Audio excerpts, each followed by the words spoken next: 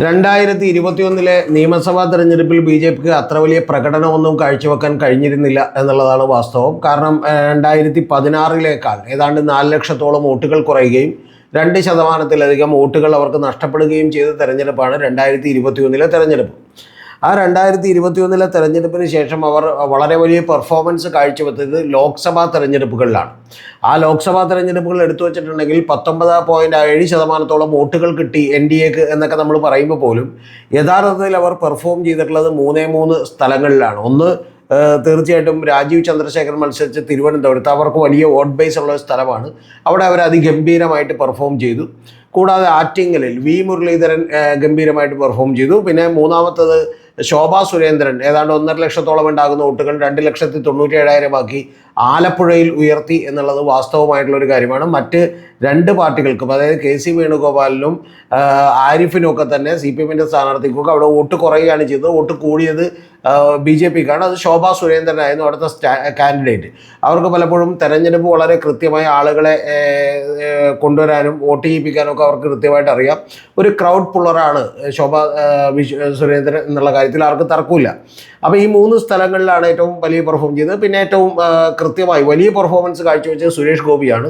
28% നിന്ന് ഒറ്റടിക്ക് 44% വോട്ട് ഉയർത്തിക്കൊണ്ടാണ് തൃശ്ശൂരിൽ വലിയ ഗംഭീരമായിട്ടുള്ള വിജയം നേടിയിട്ടുള്ളത്. അപ്പോൾ ആ തൃശ്ശൂരടക്കം അതുപോലെ തന്നെ തിരുവനന്തപുരത്തടക്കമുള്ള നിരവധി മണ്ഡലങ്ങളിൽ ഏതാണ്ട് 9ഓളം മണ്ഡലങ്ങളിൽ BJP 1ാം സ്ഥാനത്ത് എത്തിയിരുന്നു എന്നുള്ളത് യാഥാർത്ഥ്യമാണ്. മറ്റ് 21ഓളം വരുന്ന മണ്ഡലങ്ങളിൽ ഇവർ 2ാം സ്ഥാനത്ത് കൂടി എത്തിയിരുന്നു. അപ്പോൾ BJPക്ക് ഒരു സാധ്യത കൽപ്പിക്കുന്നത് ഒരു മിഷൻ 40 എന്ന് പറയുന്ന മണ്ഡലങ്ങളാണ്. എന്ന് പറഞ്ഞാൽ 30,000-ന് മുകളിൽ അവർ വോട്ട് പിടിച്ചിട്ടുള്ള 35,000-ന് മുകളിൽ വോട്ട് പിടിച്ചിട്ടുള്ള മണ്ഡലങ്ങളുണ്ട്. പക്ഷേ ഏറ്റവും ഒടുവിലത്തെ പെർഫോമൻസ് നമ്മൾ കണക്കിലെടുക്കേണ്ടതുണ്ട്. ആ ഒടുവിലത്തെ പെർഫോമൻസ് എന്ന് പറയുന്നത് ലോക്കൽ ബോഡി തെരഞ്ഞെടുപ്പിൽ നടന്ന പെർഫോമൻസ് ആണ്. ആ തദ്ദേശ സ്വയംഭരണ തെരഞ്ഞെടുപ്പിൽ അവർ 6 മണ്ഡലങ്ങളിൽ 2ാമതെത്തിയിരുന്നു. കൂടാതെ 4 മണ്ഡലങ്ങളിൽ 2ാമതെത്തിയിരുന്നു. കൂടാതെ 2 മണ്ഡലങ്ങളിൽ അവർ 1ാമതെത്തി. ആ 1ാമതെത്തിയ മണ്ഡലങ്ങൾ ഒന്ന് വട്ടിയൂർക്കാവും ഒന്ന് നേമവുമാണ്. അപ്പോൾ വട്ടിയൂർക്കാവും നേമത്തും അവർ 5000-ൽ പരം വോട്ടുകളുടെ ഭൂരിപക്ഷം നേടിയിരുന്നു എന്നുള്ളതാണ് വാസ്തവം ഈ കണക്കുകളൊക്കെ പരിശോധിക്കുമ്പോൾ. അതുകൊണ്ട് തന്നെ BJPക്ക് യഥാർത്ഥത്തിൽ ജയിക്കാൻ കഴിയുന്ന എത്ര MLA-മാരുണ്ട് എന്ന് ചോദിച്ചാൽ BJPക്ക് ജയിക്കാൻ കഴിയുന്ന 5 സ്ഥലങ്ങളിലാണ് യഥാർത്ഥത്തിൽ. ഒന്ന് വട്ടിയൂർക്കാവ്, നേമം, കഴക്കൂട്ടം, പാലക്കാട്, മഞ്ചേശ്വരം. പക്ഷേ ഇത് ഓരോന്നുമായിട്ട് ഞാനിപ്പോൾ പറയുന്നില്ല. ഞാനിതിൽ 2 എക്സാമ്പിൾ മാത്രം പറയാം. അങ്ങനെ 2 എക്സാമ്പിൾ പറയുമ്പോൾ നിങ്ങൾക്ക് മനസ്സിലാവും യഥാർത്ഥത്തിൽ കേരള നിയമസഭയിൽ BJPയുടെ MLA-മാർ ഉണ്ടാകുമോ ഇല്ലെന്നുള്ളത്. ഇപ്പോൾ വട്ടിയൂർക്കാവ് തീർച്ചയായിട്ടും സ്ഥാനാർത്ഥിയെ പ്രഖ്യാപിച്ചിട്ടില്ല. ആ സ്ഥാനാർത്ഥിയെ പ്രഖ്യാപിക്കുമ്പോഴാണ് നമുക്ക് കൃത്യമായിട്ട് അതിൻ്റെ ഒരു രീതി എന്താണെന്ന് മനസ്സിലാക്കാൻ കഴിയുള്ളൂ. പക്ഷേ വട്ടിയൂർക്കാവ് മത്സരിക്കാൻ പോകുന്ന CPM-ൻ്റെ സ്ഥാനാർത്ഥി ഏതാണ്ട് ഉറപ്പാണ്. അത് മേയർ ബ്രോ എന്നൊക്കെ അറിയപ്പെട്ടിരുന്ന തിരുവനന്തപുരത്തിൻ്റെ മേയറായിരുന്ന, അപ്പോൾ ഒരു ചീത്തപ്പേരും കേൾപ്പിക്കാതിരുന്ന VK പ്രശാന്താണ്. അപ്പോൾ പ്രശാന്ത് മത്സരിക്കുമ്പോൾ അവിടെ പ്രശാന്തിന് വലിയ അഡ്വാൻറ്റേജ് ഉണ്ട് എന്ന് നമുക്കറിയാം. അതുകൊണ്ട് തന്നെ പ്രശാന്ത് മത്സരിക്കുമ്പോൾ അവിടെ പ്രശാന്തിൻ്റെ ബലത്തിൽ CPM ജയിക്കാനുള്ള സാധ്യതകൾ കൂടുതലാണ് വട്ടിയൂർക്കാവ് എന്ന് പറയുന്നത്. അത് അദ്ദേഹത്തിനെതിരെ പറയാൻ വേറെ നെഗറ്റീവ്സ് ഒന്നുമില്ല. ഏറ്റവും ഒടുവിൽ നമ്മുടെ ശ്രീരേഖ IPS ഒക്കെ ഉണ്ടാക്കിയിട്ടുള്ള തലവേദനയും അദ്ദേഹം ഓഫീസ് മാറിക്കൊടുത്തതുമൊക്കെ അദ്ദേഹത്തിൽ പുറത്തേക്ക് ഒരു സഹതാപ തരംഗം സൃഷ്ടിക്കുകയാണ് യഥാർത്ഥത്തിൽ ചെയ്തിട്ടുള്ളത്. അതുകൊണ്ട് അവിടെ VK പ്രശാന്ത് ജയിക്കാൻ തന്നെയാണ് സാധ്യത, വലിയ അത്ഭുതങ്ങളൊന്നും നടന്നില്ലെങ്കിൽ. പക്ഷേ പ്രധാനപ്പെട്ടൊരു കാര്യം ഞാൻ പറയുന്നത് കുറേ നേരത്തെയാണെന്ന് എനിക്കറിയാം. കാരണം BJPയുടെ സ്ഥാനാർത്ഥി ആരായിരിക്കും എന്നുള്ളതൊരു വലിയ പ്രധാനപ്പെട്ട കാര്യമാണ്. രണ്ടാമത്തേത് നേമം എന്ന് പറയുന്ന മണ്ഡലമാണ് അവർക്ക് ഏറ്റവും കൂടുതൽ സാധ്യത കൽപ്പിക്കുന്നത്. അവിടെ ശിവൻകുട്ടിയാണ് മത്സരിച്ചിരുന്നത്. ശിവൻകുട്ടി ജയിച്ചത് തന്നെ ചെറിയ വോട്ടുകളുടെ ഭൂരിപക്ഷത്തിനാണ് കഴിഞ്ഞ തവണ ജയിച്ചത്.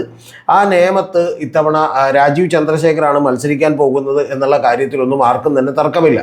അപ്പോൾ അതുകൊണ്ട് അവിടെ ഒരു ചെറിയ സാധ്യത BJPക്കുണ്ട്. പക്ഷെ അവിടെയും മറ്റ് നിരവധി ഘടകങ്ങൾ അവർക്കെതിരാണ്.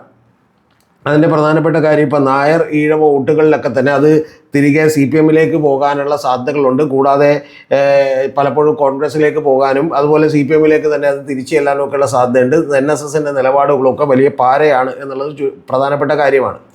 മറ്റൊരു മണ്ഡലം കഴക്കൂട്ടമാണ്. അതുപോലെ തന്നെ മറ്റൊരെണ്ണം പാലക്കാടാണ്. ഈ 2 മണ്ഡലങ്ങളിലൊക്കെ തന്നെ സാധ്യതകൾ വിദൂരമാണ്. ജയിക്കുമെന്ന് നമുക്ക് ഉറപ്പിച്ചൊന്നും പറയാൻ പറ്റില്ല. അവിടെ ഇടാൻ പോകുന്ന സ്ഥാനാർത്ഥി ആരാണ് എന്നുള്ളതിനേക്ക് ആശ്രയിച്ചിരിക്കും. കൂടാതെ അവിടങ്ങളിൽ മറ്റു പല അഡ്വാൻറ്റേജുകളൊക്കെ തന്നെ ഈ പറയുന്ന കോൺഗ്രസിനും പാലക്കാട് കോൺഗ്രസിനും അതുപോലെ തന്നെ ഇവിടെ CPM-നും ഒക്കെ ഉണ്ട് എന്നുള്ളത് വാസ്തവമാണ്. പാലക്കാട് കോൺഗ്രസ് ദുർബലമായാൽ മാത്രമേ അവിടെ യഥാർത്ഥത്തിൽ നിൽക്കുന്ന ഒരു പ്രത്യേക സാഹചര്യങ്ങൾ കൊണ്ട് സ്ഥാനാർത്ഥി ആരായിരിക്കും എന്നുള്ളതിനെ സംബന്ധിച്ച് ജയിക്കാനുള്ളൊരു സാധ്യതകളുണ്ട്.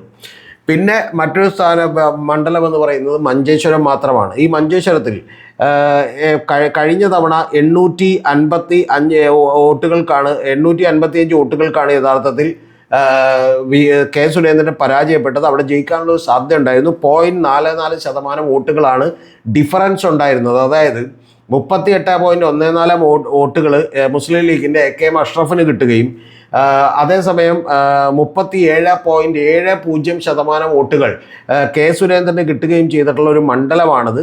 പക്ഷെ അവിടെ സംഭവിച്ചിട്ടുള്ള ഏറ്റവും പ്രധാനപ്പെട്ട കാര്യം AK അഷ്റഫിനും മുസ്ലിം ലീഗിനും ഒക്കെ 2021 തെരഞ്ഞെടുപ്പ് വന്നപ്പോൾ കഴിഞ്ഞ തവണ 40%-ലധികം വോട്ടുകൾ ഉണ്ടായിരുന്നെങ്കിൽ അതിൽ 2.05% വോട്ടുകളുടെ കുറവാണ് ഉണ്ടായിട്ടുള്ളത് മഞ്ചേശ്വരത്ത്. ആ മഞ്ചേശ്വരത്തിന് മറ്റു ചില പ്രത്യേകതകൾ കൂടി ഉണ്ട്, അത് ഞാൻ നിങ്ങളോട് പറയാം. 2.05% വോട്ടുകളുടെ കുറവാണ് ഉണ്ടായത്. അതേസമയം കെ സുരേന്ദ്രനെ സംബന്ധിച്ചിടത്തോളം 2.38% വോട്ടുകളുടെ കൂടുതലുണ്ടായി. കഴിഞ്ഞ തവണ BJP കിട്ടിയതിനേക്കാൾ 2.38% വോട്ടുകൾ കൂടുതൽ പിടിച്ചു.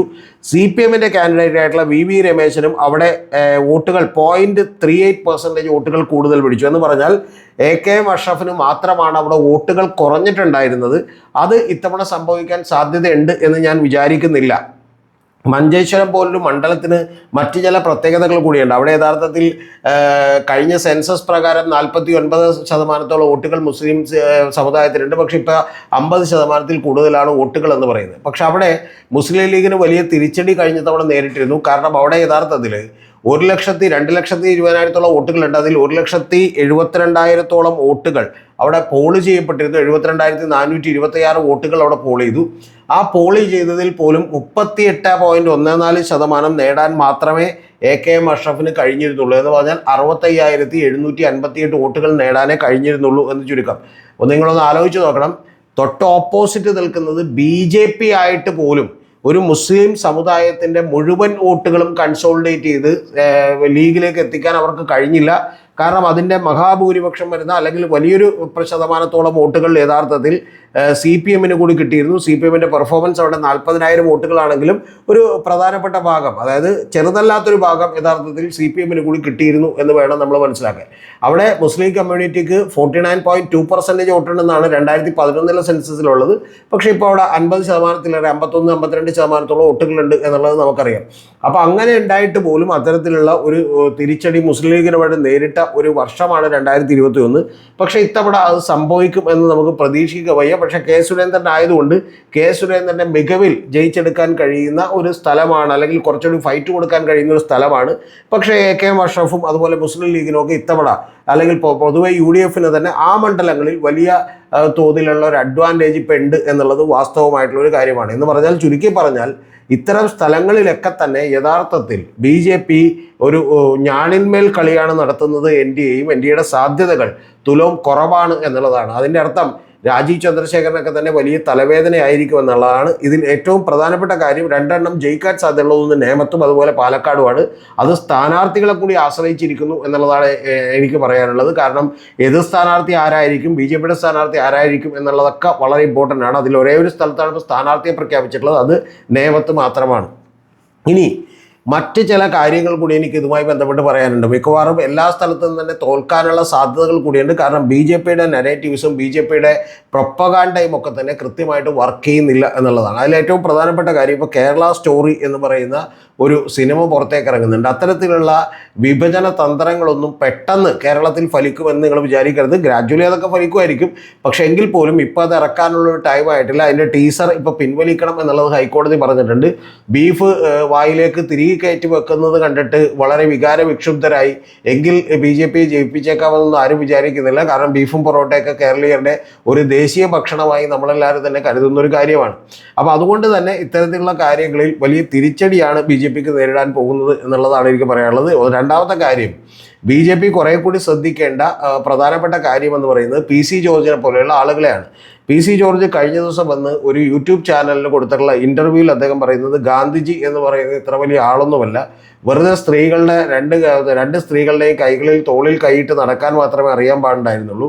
ഗാന്ധിജിയാണ് ഇന്ത്യക്ക് സ്വാതന്ത്ര്യം നേടിത്തന്നത് എന്നൊന്നും പറയരുത്. കാരണം സ്വാതന്ത്ര്യം നേടിത്തന്നത് ഗാന്ധിജിയല്ല, പകരം ബ്രിട്ടീഷുകാർക്ക് മടുത്തിട്ട് ഇവിടെ നിന്ന് ഇനിയൊന്നും ഊറ്റിയെടുക്കാനില്ല എന്നറിഞ്ഞിട്ട് അവർ പോയതാണ് എന്നൊക്കെ പറയുന്നുണ്ട്. കൂടാതെ നമ്മുടെ വിശ്വനാഥ രാജേന്ദ്ര ആർലേക്കറെ പോലെയുള്ള ഗവർണർമാരുമൊക്കെ പലപ്പോഴും ഈ ഗാന്ധിജിയെക്കുറിച്ചൊക്കെ ഇത്തരത്തിലുള്ള പ്രസ്താവനകളൊക്കെ നടത്തിയിട്ടുണ്ട്. അതിൻ്റെ പ്രധാനപ്പെട്ട കാര്യം എന്ന് പറയുന്നത് ഗാന്ധിജിയാണ് ഈ കാസ്റ്റ് ഡിസ്ക്രിമിനേഷൻ ഇന്ത്യയിൽ കൊണ്ടുവന്നത് എന്നൊക്കെയുള്ള ചില പരാമർശങ്ങളൊക്കെ അടക്കം നടത്തിയിട്ടുണ്ട്. അപ്പോൾ ഇത്തരത്തിലുള്ള പരാമർശങ്ങൾ കൊണ്ടൊന്നും തെരഞ്ഞെടുപ്പിനെ ജയിക്കാൻ കഴിയില്ല. കുറച്ചുകൂടി ബുദ്ധിപരമായ തന്ത്രങ്ങൾ രാജീവ് ചന്ദ്രശേഖരൻ്റെയൊക്കെ നേതൃത്വത്തിൽ ആവിഷ്കരിക്കുക മാത്രമാണ് BJPക്ക് രക്ഷപ്പെടാനുള്ള ഒരു വഴി എന്ന് പറയുന്നത്. അതിന് 2 മാസവും കൂടിയുണ്ട്. അതുകൊണ്ട് ഇതൊരു അവസാന വാക്കായൊന്നും കണക്കൂട്ടേണ്ട. പക്ഷെ ഇപ്പോൾ എടുക്കുന്ന സ്ട്രാറ്റജികളുമായി തന്നെ മുന്നോട്ട് പോയാൽ അതുകൊണ്ട് മാത്രം യാതൊരുവിധ ഗുണവും ഉണ്ടാവില്ല എന്നുള്ളതാണ് ഏറ്റവും പ്രധാനപ്പെട്ട കാര്യം. രണ്ടാമത്തെ ഒരു കാര്യം കൂടി പറയാനുള്ളത്, ഈ 30ഓളം വരുന്ന ജില്ലാ കമ്മിറ്റികളായി വിഭജിച്ചുകൊണ്ട് ഇവർ ഓരോ ഗ്രാസ് റൂട്ട് ലെവലിലും താഴെത്തട്ടിലുമൊക്കെ BJP നന്നായി വർക്ക് ചെയ്യുന്നുണ്ട് എന്നുള്ളത് വാസ്തവമാണ്.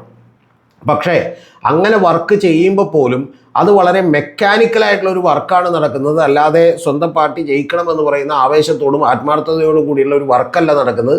അതിൻ്റെ പ്രധാനപ്പെട്ട കാരണം ഈ ഇതിനകത്തെല്ലാമുള്ള BJPക്കകത്തെല്ലാമുള്ള വിഭാഗീയതയാണ്. ഇപ്പോൾ ശ്രീലേഖ IPSനെ മേയറാക്കാമെന്നുള്ളത് രാജീവ് ചന്ദ്രശേഖരൻ വാക്കുകൊടുത്തിരുന്നു എന്ന് നമുക്ക് എല്ലാവർക്കും അറിയാം. പക്ഷേ ആ വാക്ക് പാലിക്കാൻ അദ്ദേഹത്തിന് പറ്റിയില്ല. കാരണം പാർട്ടിക്കുള്ളിൽ നിന്ന് തന്നെ വലിയ സമ്മർദ്ദമുണ്ടാവുകയും ഏറ്റവും ഒടുവിൽ VV രാജേഷിന് മേയറാക്കുകയും ചെയ്യേണ്ടി വന്നു എന്നുള്ളത് വാസ്തവമാണ്. അപ്പോൾ അതുകൊണ്ടൊക്കെ തന്നെ തന്ത്രങ്ങൾ മാറ്റിപ്പിടിക്കേണ്ട സമയമായിരിക്കുന്നു. അല്ലെങ്കിൽ BJPയുടെ ഒരു MLA പോലും ഈ കേരളത്തിലെ നിയമസഭയിൽ ഉണ്ടാകാനുള്ള സാധ്യതകൾ, ഒരു MLA പോലും ഉണ്ടാവില്ല. അങ്ങനെ ഉണ്ടാവാനുള്ള സാധ്യതകൾ വളരെ വളരെ വിദൂരമാണ് എന്നുള്ളതാണ് ഇപ്പം നിലനിൽക്കുന്ന രാഷ്ട്രീയ സാഹചര്യങ്ങൾ മൂലം നമുക്ക് വായിച്ചെടുക്കാൻ കഴിയുന്ന കാര്യം.